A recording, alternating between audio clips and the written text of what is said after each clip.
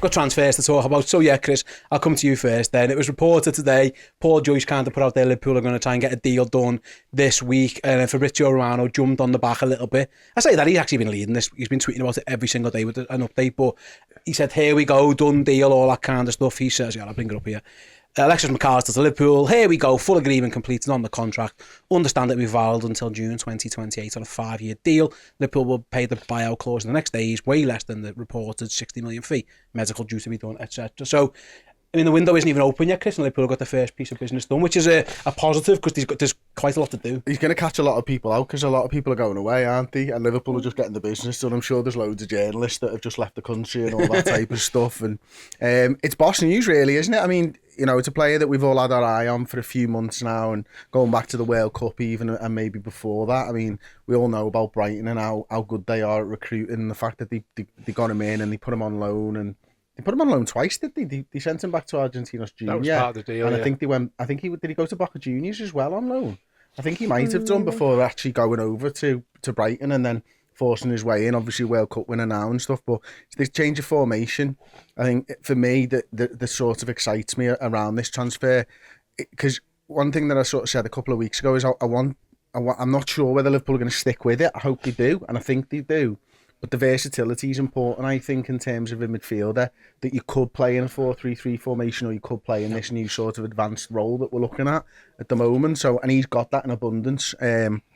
And if it's reportedly, you know, it could be as low as 45 million, I'm hearing, but also we've heard 50 million, 55 million. That's something that Paul Joyce was reporting. It's exciting, and it looks like a proper bargain from Liverpool as well, which is good to see us get back on that side of things as well, I suppose. I suppose I'll come to you on that one, is that and I'll speak about the release clause in a minute. We've got a super chat about it, but by all accounts, he was going to be out of contract, so before the World Cup he goes to Brighton and says, of course I'll sign a new deal, but there's obviously got to be a mechanism to get me out, and it's worked out perfect for the player. He's got himself a move. Now granted, in theory he's moved to a club who finished one place above the club he finished in the Premier League, but ideally Liverpool are disappointed to finish 5th, Brighton are ecstatic to finish 6th, so I think it's fair to say it is a bit of an upgrade for him. Chris is right though, this is Liverpool. We've I think one of the reasons we ended up having a poor season was the business last summer wasn't really ideal. In hindsight, at the time we all had questions about it, and then going into season it panned out. You know, we had the lads at right back who was always injured. Darwin Núñez just certainly needed time to settle. Fabio Carvalho looks like he's going to be out the club after a year. It was like, you know, Arthur Melo on loan, God, you know, whatever that was.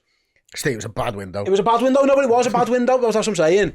It didn't work out. Liverpool hopefully have learned the lesson, because they've got one over the line here for a good player who's played in the Premier League. There are less questions about them than there were about Núñez and Carvalho and Arthur and Ramsey. There's never a sure thing in the transfer market, Steve, but this feels about as close as you can get, really. Yeah, it was a very poor window, and we're finding out financially what that's going to cost. Could never have allowed ourselves to be in that position again. So bringing him in, I think the same time you spoke about the point you made a couple of weeks ago, you talked about tactical flexibility. He started life as a 10, he's played in a double pivot, he can play in a number 8. So whatever system you choose, this guy will fit into that and work alongside that. It's a really good start to the transfer window. He's tried and tested in the Premier League, he's proven he can play there. Point, yeah. He's proven the way that Brighton move the ball in that block of 4 moves up and down the pitch together. He's obviously tactically and systems aware, which is really good because we're very tactically and systems orientated. So I think it's exciting. It's a start, and it's a very, very good start. On that, Chloe, and Fabrizio Romano reported about the fees, well, and Chris touched on it before. He said the release clause for Alexis Mac Allister is lower than the reported 45 to 50 million pounds. There's been some rumours and chat about the 38 million pound clause. Like, that's, it's hard. It feels like a bargain, that, you know what I mean? Like, that's a Premier League proven, World Cup winning 24-year-old player in his prime. To get him for, you know, under 40 million pounds does feel like, Chris, going back before, very smart business and savvy business from the Reds, which is amazing. You know, we've praised Michael Edwards for years about how he got deals done. There was a bit of Julian Ward discourse, but I don't know who's done this deal, whether it was Julian or Jorg. I'm guessing Julian Ward was pretty heavily involved, but they've gone back not only getting the player, but almost winning the deal. It feels like Liverpool have won out of this, you know what I mean, if that makes sense. And that wasn't always the case especially last window, so that's a positive as well. Yeah, it is. It's actually outrageous how we could potentially get a proven, a superstar, a World Cup winner for under 45 million euros. That's ridiculous. It's outrageous business from Liverpool, and it's something that we used to be so good at, was getting these deals and making players who were already decent world beaters, and hopefully we can do that once again. You talk about his age, you know, players' primes actually go on from 27 maybe to 30. He's 24. He's 20. He's the same age as Trent. That is ridiculous business from Liverpool.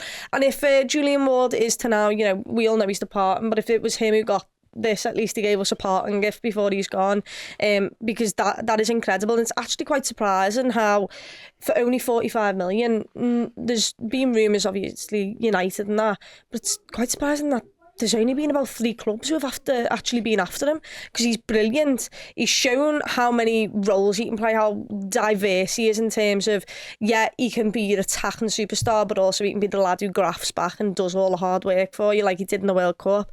He can play so many roles, so it's an absolute bargain for Liverpool, and that's why it's so exciting, because it also means originally it was 70 mil rumoured, and I was a bit like, oh wow, that is a lot of money for a lad who, yeah, he looks boss, but 70 million. And Jude Bellingham was rumoured 85. It was like, oof. But now it feels absolutely incredible. It's almost like buy one, get one free, really, Yeah. isn't it? It's almost like if you sign him for less than the 40 million quid, then you can afford another player, because you were looking at Mason Mount, who was going to be around about, you know, I know Chelsea won 70 million, but it probably wouldn't have gone that far. But you can get 2 players in for that 70 million quid now, which is what Liverpool needed. So to be able to get one of your top targets for that price is unbelievable, because you'd expect to overspend on your top targets, and then that impacts what else you can do in the window. If you get this one in early doors done at this price, it's just fucking brilliant. Is it not a little bit mad that, like, obviously he signed deal in maybe October, I think it was, before the World Cup. Is it not mad from Brighton's perspective that they put it that way? No, I don't think it is. I think it's win-win for them here, you know, because They paid 7 million for him, so they get 500% plus and profit also for a guy. But it's for me, sorry, Steve, it's just about, he was going to leave on a free. That's the... So this is 45 million quid that they wouldn't have got. Also, and it's a good deal for them, and it's a good deal for him. He got to stay, and you know, and Brighton got the security of it, and knowing that they get a transfer fee. Brighton knew this in October. League. Yeah, and they got Europa League off the back of it, win-win. It's another example of how to run a football club, to be fair, isn't it? Clever from Brighton, and listen, with all due respect, and we've got a super chat here from Mo who says the same thing. Apparently the reason why the clause is around 38 million is because Brighton wanted to give him the new contract earlier in the season, because he was flying, but he signed it before he went to World Cup. And that's the thing, Chloe, is that he was going for nothing. So he held all the power in that deal, because if Brighton comes to him and go, here's a new contract, but there's no clause in it, then he just doesn't sign it. So that's all it is. I wouldn't be shocked, and we might find this out in due course. This is pure speculation, because David Ornstein reported it's not so much a clause, but like he called it a mechanism. It might be that there's specifically named clubs.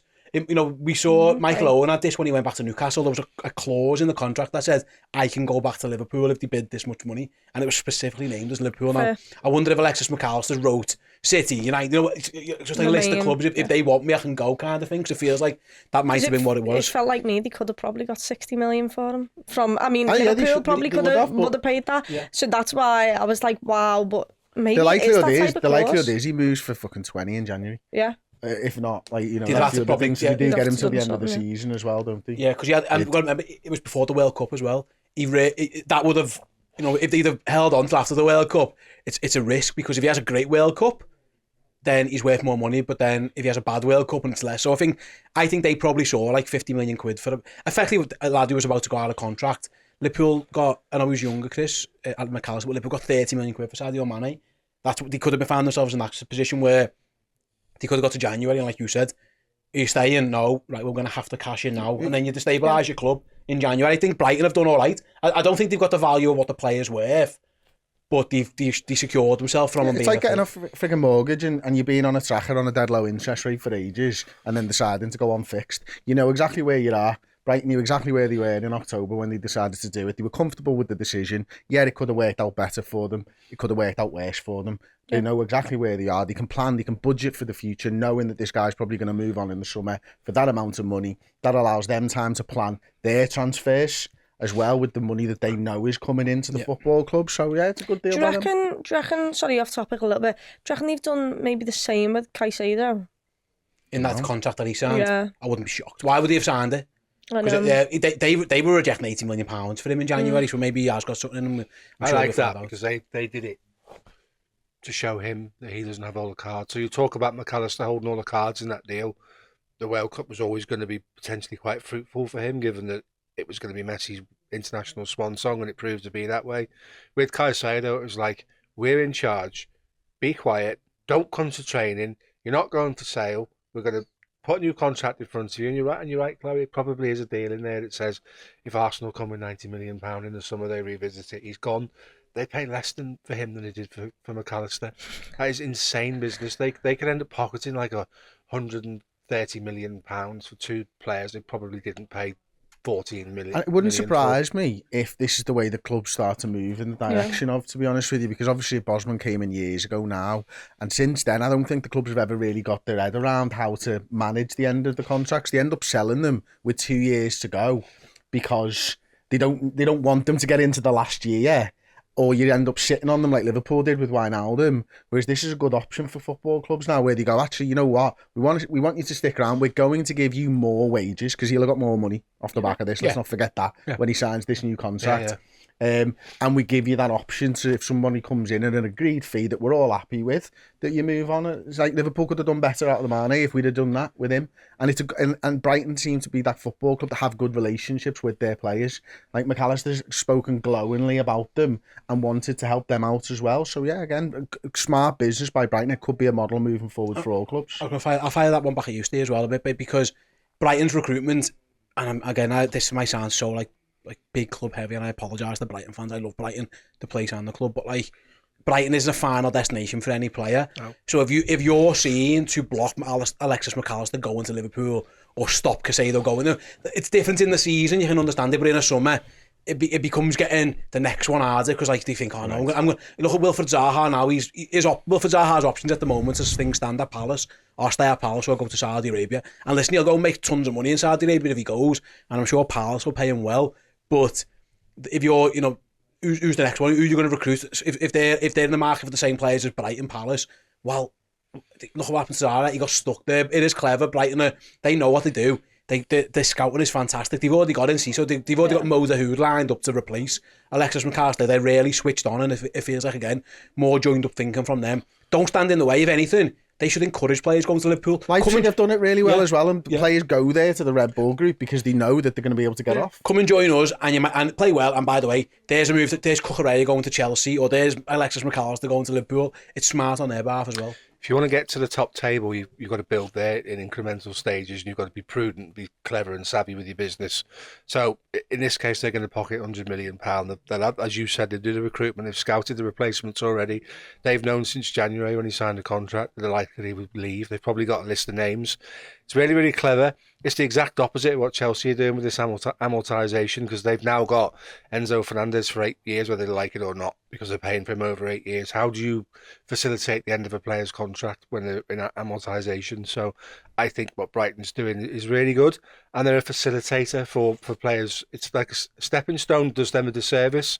They facilitate players in terms of bringing them into the best league in the world, give them a system and a manager that first Potter, now De Zerbi's taking it on.